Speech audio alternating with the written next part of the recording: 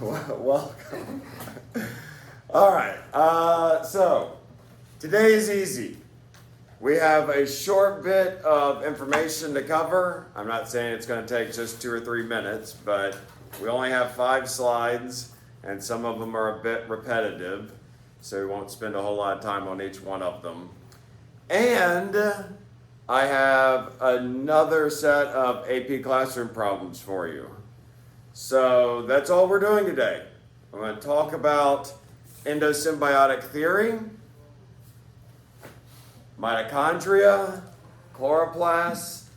It's a shorter reading assignment for you to do between now and Wednesday, and then you're going to have time to get all of your AP Classroom problems done, even if you're a little bit behind on them. So, also today I'll hand back your last test and the first lab, and hopefully I'll get those other labs graded pretty soon. Sound good, class? Good. Excellent. Okay, so we're talking about the cell and cell parts or organelles. And as I just mentioned, we're going to focus just on the mitochondria and chloroplasts today.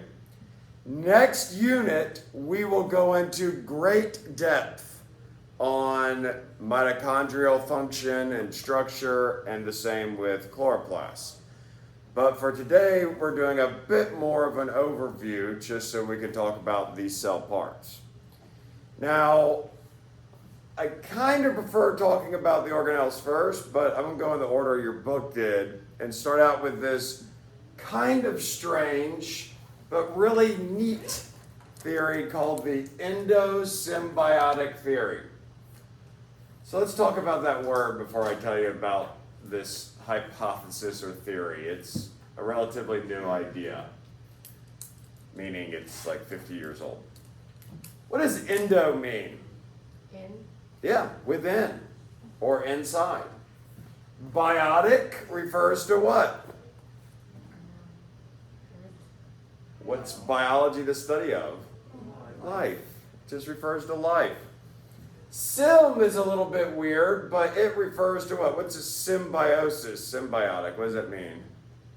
Sym. A process?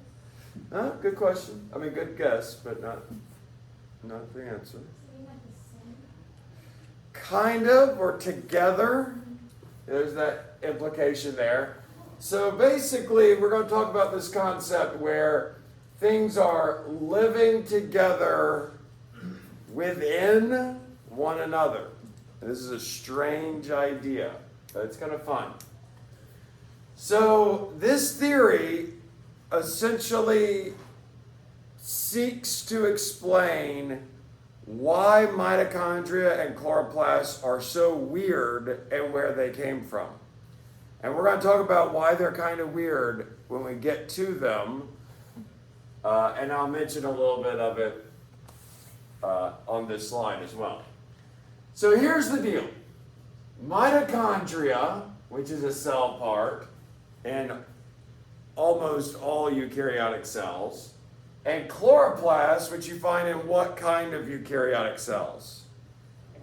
Plant cells, that's right. That's the cell part that makes green plants green. Mitochondria and chloroplasts have 2 really weird things going on. One, they have their own DNA. So I want you to make a note of that. Very important. So that's not true for the endoplasmic reticulum or for your ribosomes or the Golgi body or the lysosomes or vacuoles. Any of those other things we talked about so far, and any of the things we will talk about after these parts. Mitochondria, and the singular is mitochondrion, and chloroplasts have their own DNA, separate from the DNA that's found in all your cells in the nucleus that codes for you. So those two, mitochondria and chloroplasts, have their own DNA. They have their own DNA. They have their own genetic code, their own little genes. They mutate. They make more of themselves using that code. They reproduce on their own. I would write that down too. So not only do they have their own DNA, they reproduce on their own. They're not built by the cell. They make more of themselves.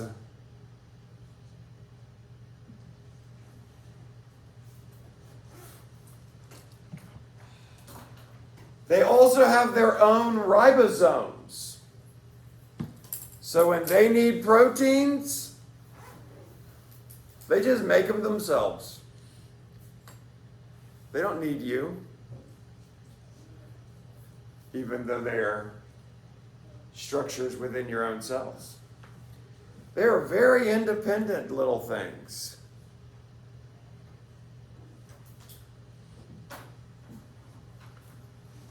I know I said two things, but I'm kind of saying more than two. But the main thing that you want to remember is they have their own DNA and their own ribosomes. Those are two pretty unusual things for a part of your cells to have. Now, go back to where you wrote that they have their own DNA. And I just want you to do a little parentheses here because I want to stress this before we move on with this story.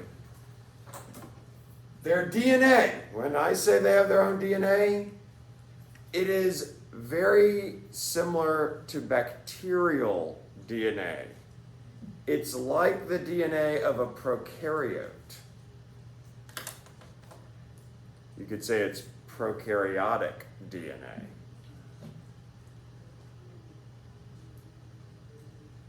So the DNA that mitochondria and chloroplasts have is prokaryotic, or you could say similar to bacterium.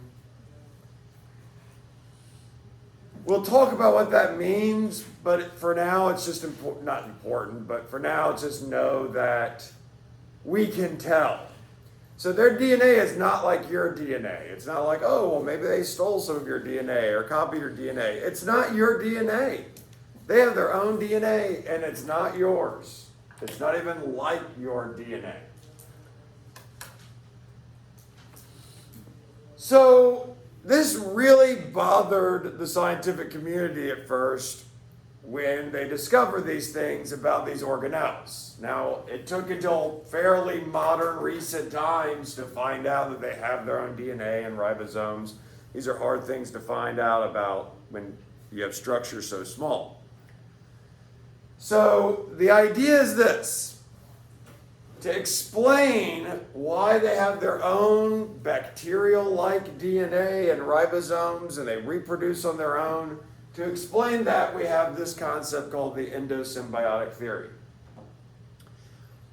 Why do you think something would have its own DNA? What are its origins? Where did these things come from? Yeah, maybe not bacteria in the body, but these are bacteria, okay? These are their own, once separate, living things. These are living creatures that live inside of your cells, and you've been living with this infection for so long, you're born with it. And same is true for plants. So the current modern thinking about mitochondria and chloroplasts is that they were once an independent prokaryote, living their life out in the world.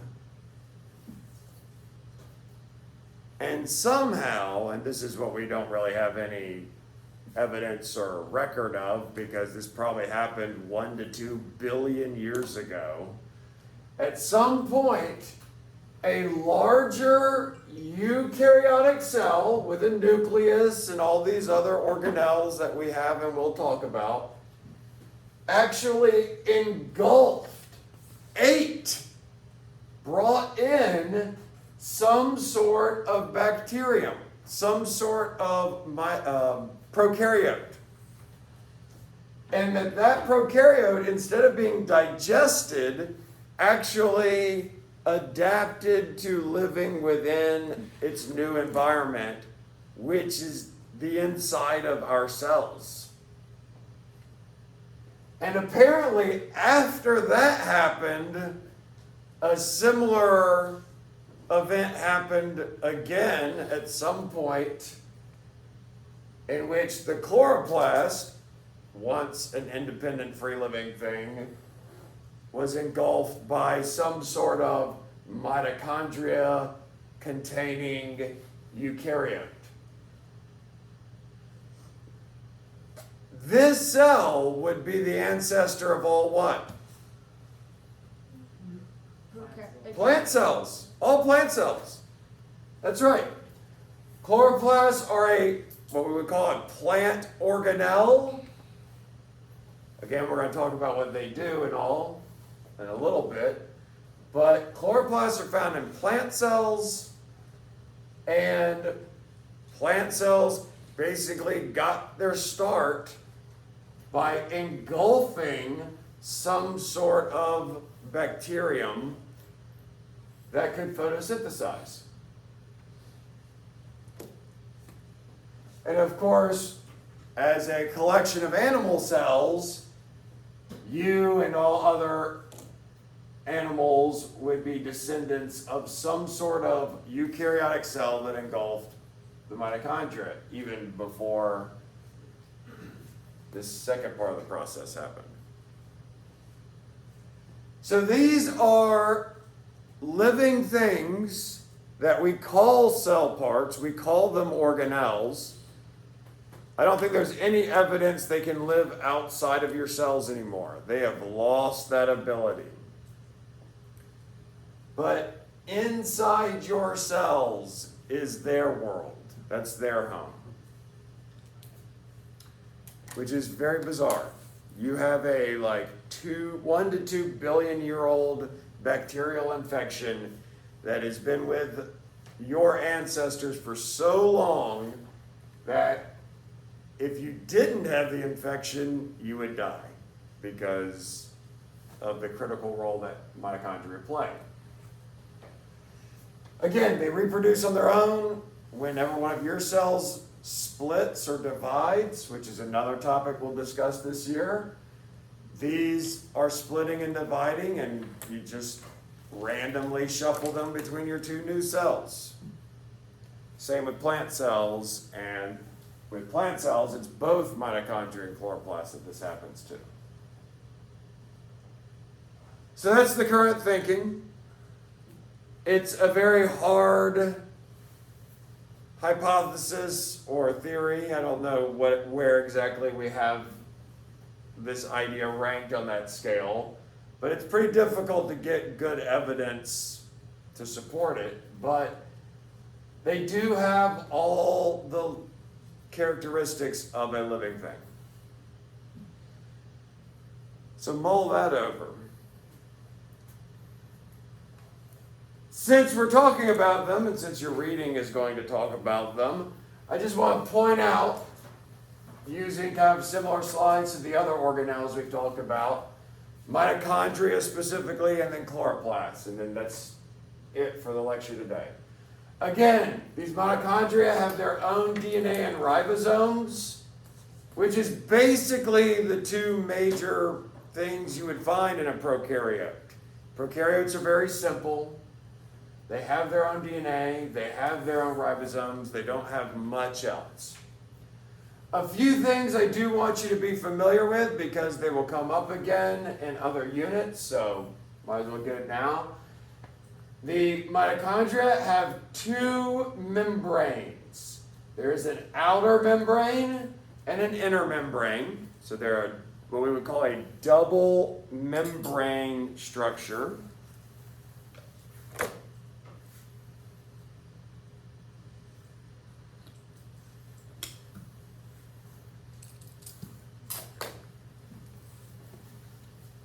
They have two membranes. I would not write this down. There are a few other things to write down, but not this. We'll refer to the space, the gap between the outer and inner membrane, but we just call that the intermembrane space. That's not something I'll ask you about on this test. That will come up in another unit. I would like you just to hear that word in your brain. Now, another term, or really the only other term I want you to write down, is that inside the inner membrane. So there's outer membrane, a little bit of space, another membrane called the inner membrane, and then there's this cavity or space in the very inside of the mitochondrium, and we call that the matrix. Inside the inner membrane? That is the innermost space of the mitochondria, which is inside the inner membrane, yes. And that is called the matrix, which, especially since the movies came out 20 years ago or more, kind of sticks out sometimes to people that we would call such a thing a matrix. But a matrix is really just kind of like a structure, an internal structure.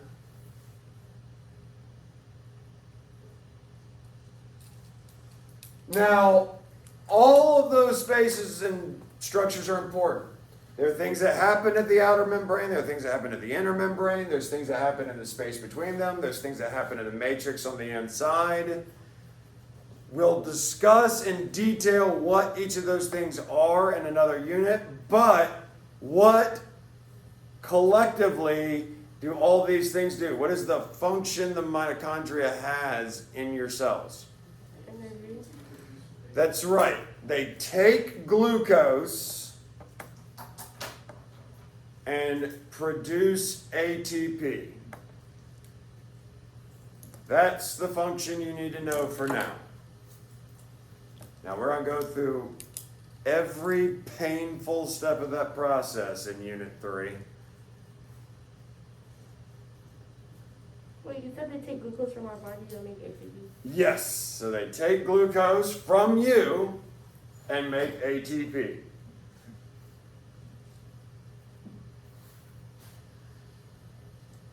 So it's a symbiosis, okay?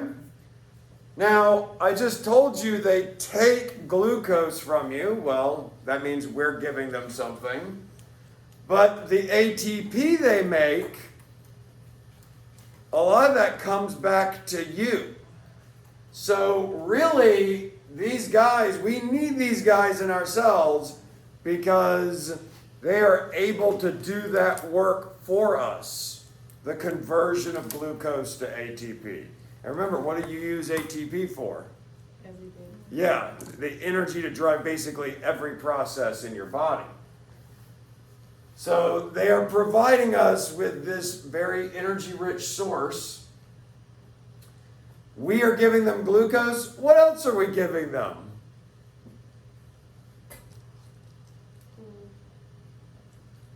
We don't just give them glucose. We don't just feed them, but we also what? What else? What's that? Yeah, they are they use oxygen to do this, and your circulatory system, as a multicellular complex animal, is going to supply them with oxygen. What do they not have to contend with, which they would if they had stayed out in the environment away from us? Protein? What's that? Proteins? Oh, no. Well, they can make their own proteins with their own energy. Give them protection? Yeah, you give them a home. A safe, protected home. They don't have to worry about anything. In fact, they have become so efficient because they don't have to worry about predation, being eaten or other things happening. You give them a very consistent temperature. They don't have to deal with wild temperature fluctuations. because they don't have to deal with all these other things, they have become, over time, very, very good at like this one thing. So they are very specialized at producing energy, and we take advantage of that. We kind of farm them. You're a mitochondria farmer, and you farm them within your cells. All right. This is an electron micrograph, which is actually on the earlier page. You can see sometimes these pictures don't look very much like the drawings, but there is this outer membrane, which is usually in this pill-shaped form. The inner membrane has these kind of this waviness to it. There are these what we call finger-like extensions. It's very convoluted. Do you know why, and this happens a lot in biology, why a membrane would be kind of folded like that back and forth? It increases the surface area. It's surface area. That's right. That's related to the lab we just did. Increasing surface area. And we'll talk about why that inner surface is so important next unit. What are the little black dots? There's a lot of structures that they could be. It's possible they are ribosomes, but my other guess would be little vesicles with sugar that are basically, or other components that need to be stored.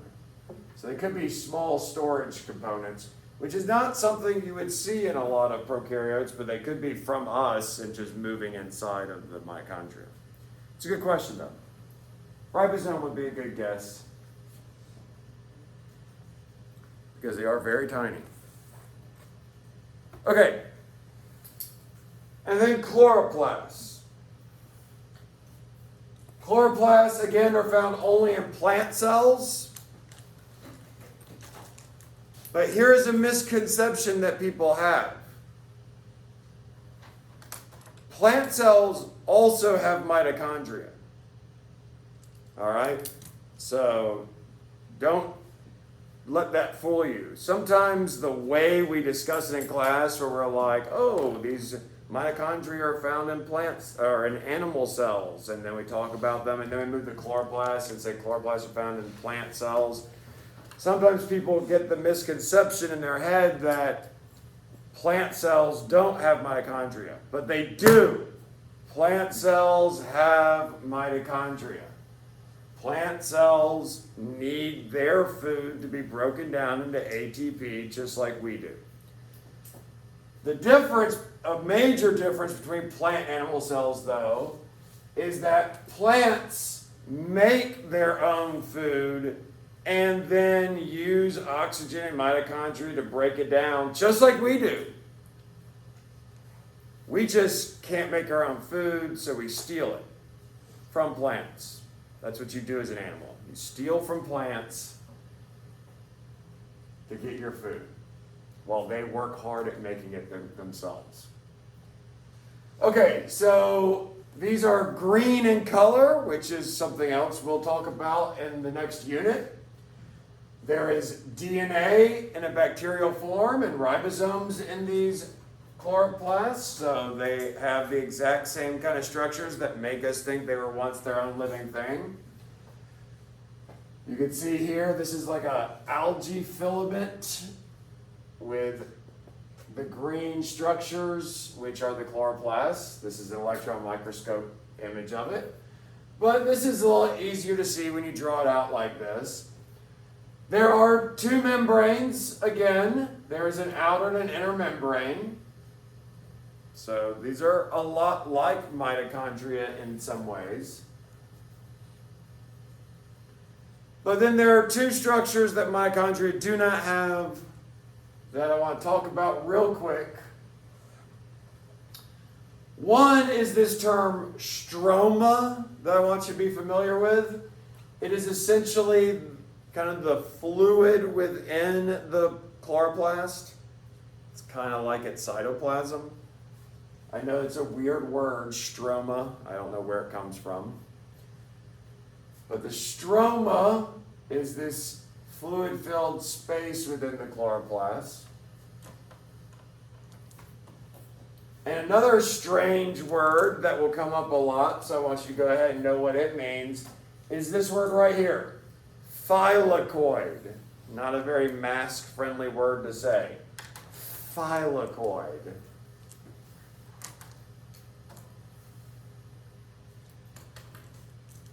It looks like the chloroplasts are a lot bigger than Yeah, I mean, I was looking at the scale. I don't know how to scale this is. And, well, we can look here. Let's do a little The experiment here. last one was 0.1 and that one. That's 1 micrometer, and that's 0.1, so, yeah, I mean, you're actually probably talking about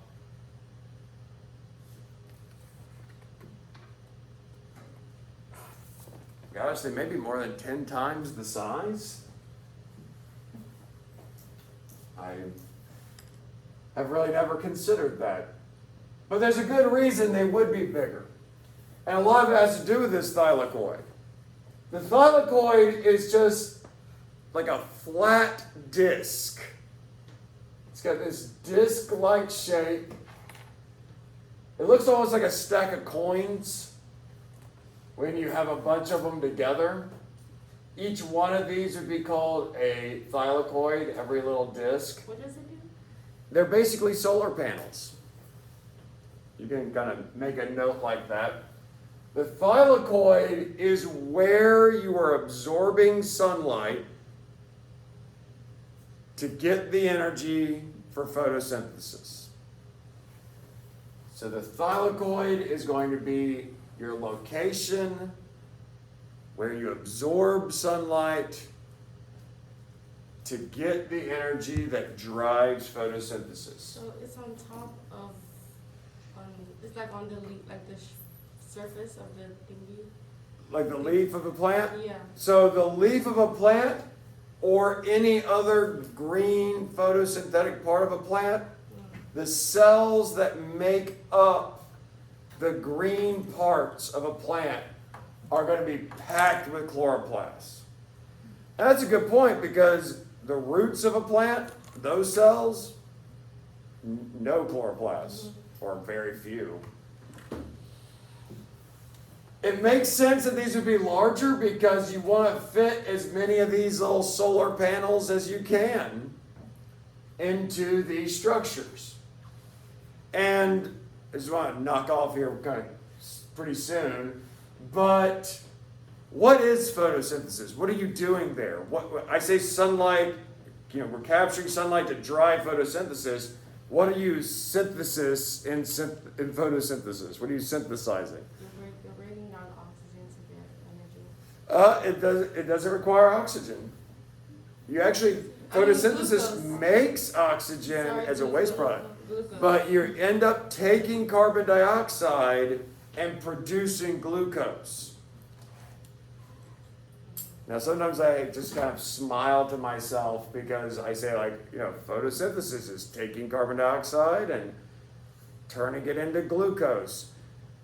We will spend like a week talking about how that happens. That is not as simple as that statement sounds. But again, that's for another unit.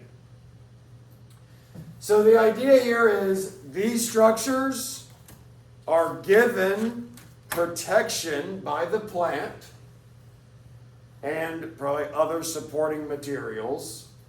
And in return, they are producing sugar. That sugar is then either eaten by us when we eat plants or we eat things that eat plants, or that sugar is eaten by the plant itself. It's consumed by the plant. And it's the mitochondria that do that part. So the chloroplasts are making the food, the mitochondria is actually turning that food into usable energy for the cell. I'm going to stop there. I actually talked for a lot longer than I thought I would, for only a few slides. The last slide is just a closer up image of this. I wasn't sure how well you would be able to see it on the screen, so I just got a magnified version. There is a new 10-question multiple choice AP Classroom practice. You can start on that now.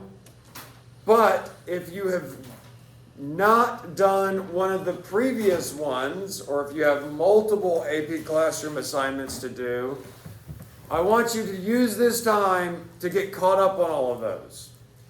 Because while I did not have a chance to grade this weekend, I am going to have to catch up on some of this grading, and that includes the AP Classroom, which again is basically like free completion grades if you just do it.